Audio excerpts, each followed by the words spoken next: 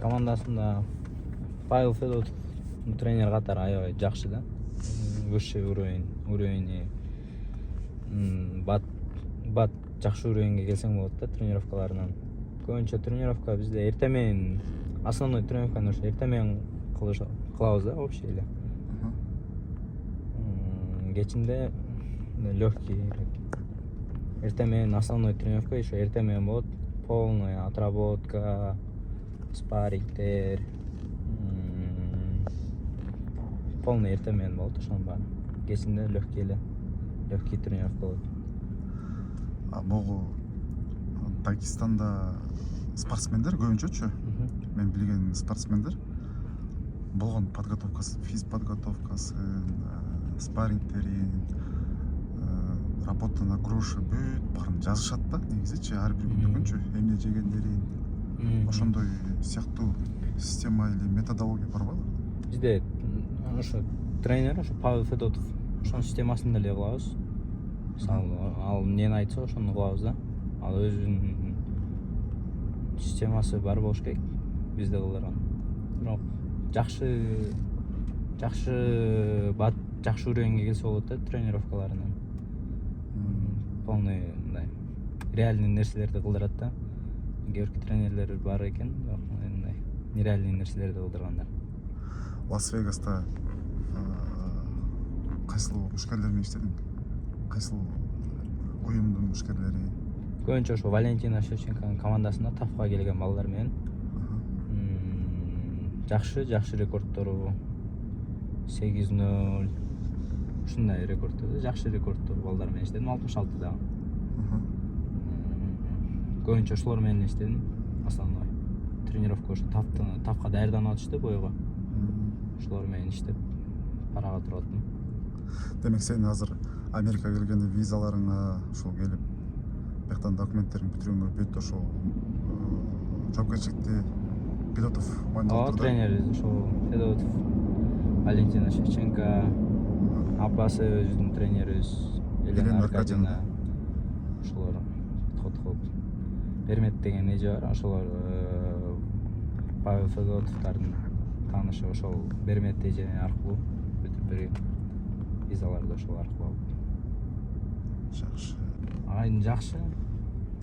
Өзүнүн баласындай эле көрөт, жакшы мамиле кылат. Бизде аябай сыйлайбыз. Кыргызстанда эң эле опытный тренер го дейм боюнча. Өзүңөрдүн WhatsApp'та группаңар барбы? Ооба, WhatsApp'та. Группадан силерди башкарып коет, Группадан эмес, өзүбүздүгө эле жазат. Өзүңөрдүн эле. Негизи мындай командада ар бир командада группа болот го WhatsApp'тан, ошол команда. Бизде команданын группасы бар, ооба. Кыргызстан. Ошол Шевченко эмнеге бир кыргыз балага жардам бербейт? Этнический кыргыздардан бир жардам берсе болмок деген көп элдин эмеси бар го баягы. Сөздөрүчү. Ошол сыңарда меңде деле бар болчу да.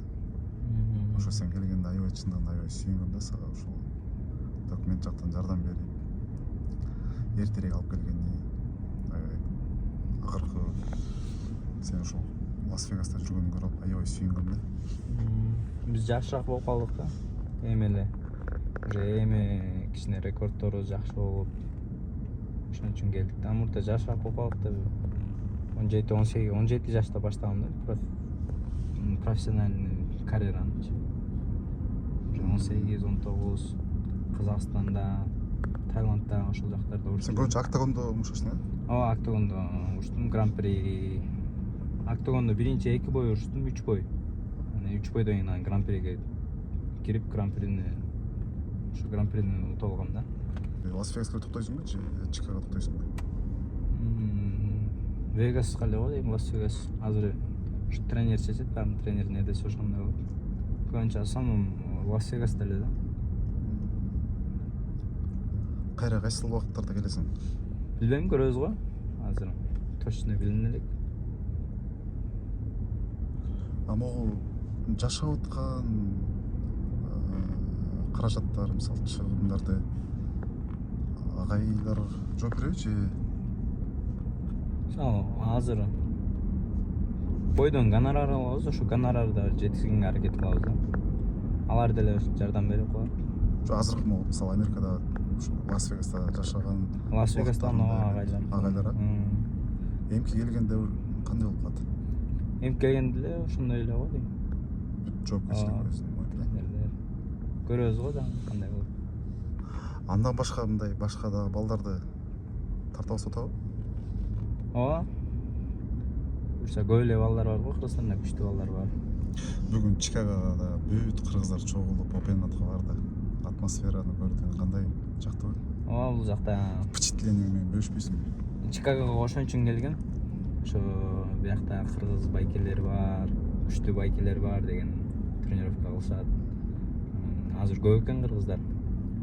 Биздин уже жакшы болуп кеткендери Кыргызстан жакшы эле жумуш кылышат экен бул жакта. Кыргызстанда жүргөндө болуп атасың. Кыргызстанда эле жүргөндө болуп атам. Байкелер көп. Бат келип турам. Лас-Вегаста көбүнчө болсоң, бияка келип тур. Ооба. Буюрсам. Кыргызстандан онлайн колдогондон сырткары, биякта мисалы сен бир уюмда бушташып, жакынкы мисалы шаарлар болсо, кыргыздар көп барат да. Ооба, буюрса. Болбосо деле Вегас болобу, каяк болсо жетип барат го дейм. Кыргыздардын бардыгы эле. Азыркы учурда мисалы ишенимдүү түрдө айтса болот да, анткени бир секторду толтура алабыз да. Аренанычы бир секторду толтура алабыз да. Ооба, уже эгер ким Чикагода урушуп калса, жакшы эле поддержка болчу да экен. Жакшы эмес даже. Полный залдын көп эле бир 50% толтура ала турган эле кыргыз бар экен. Тем более өздүктөр чыкса, ушундай күйүп бара жатат. Байкелерди көп кичпейлген бардыгы. Байкелер. Сен экөөбүз UFC жумда таанышканбыз, учурашканбыз. UFC жумда Кыргызстанда бишкекте. Саматтар менен. UFC жумга биз тренировка кылган бардык чайта менен. Ошондо жолукканбыз, биринчи жолу. Ошондон кийин азыр бүгүн Чикагода жолуктубуз. Буйрук экен да. Буйрук койсо эле. Бул жактан эле көп кыргыз байкелер менен бул жака келип тааныштым. Болсо бир эле жерден болот экенбиз. Кыргызстандан, тем более ошо бир жерден. Бул жака келип таанышып көрүш. Буйрук. Сонун болгон да. Жакшы ошончо анча тааныш эместер